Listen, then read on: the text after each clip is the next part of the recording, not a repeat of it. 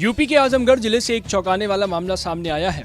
दरअसल जिस पत्नी की हत्या के आरोप में पति 13 महीने तक जेल में बंद रहा, वह पत्नी अब जिंदा हालत में मिली है। जेल से जमानत पर छूटने के बाद पति ने खुद पत्नी को खोज निकाला।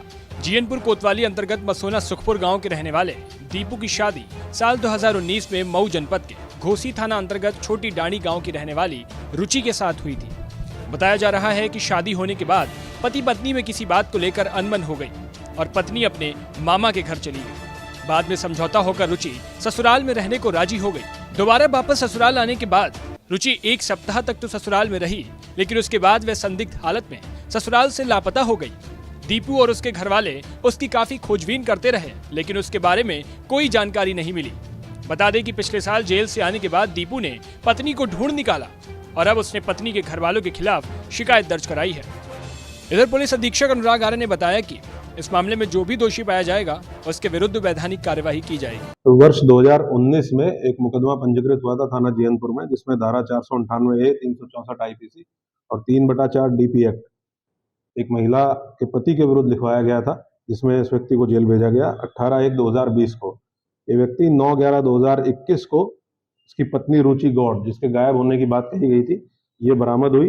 इनका बयान कराया गया और उसके बाद कोर्ट के द्वारा इस व्यक्ति को दोषमुक्त किया गया। इसी व्यक्ति की तरफ से अपने ससुराल के लोगों के विरुद्ध एक एप्लीकेशन थाना जीयनपुर पे दी गई, जिसमें लिखा गया कि इनको जानकारी होते हुए भी कि इनकी जो बेटी है वो जीवित है, इसके बावजूद इनके द्वारा जानबूझ के फंसाने के लिए मुकदमा पंजीकृत कराया गया।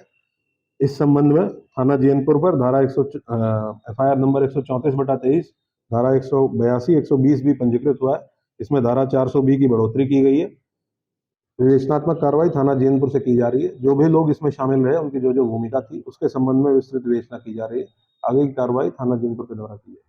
वहीं पीड़ित दीपू ने बताया कि किसी तरह से 13 महीने सलाखों के पीछे हूँ। उसके बाद जमानत कराने के बाद अपनी पत्नी का खोजबीन शुरू किया तो पत्नी रुचि भिंड जिले में मिली। थाना जीयनपुर ने पत्नी रुचि और उसकी माता, मामा सहित उसकी बहन के खिलाफ तहरीर दे दी गई है। वहीं पीड़ित की भाभी विनीता ने पुलिस पर ही सवाल खड़े कर दिए।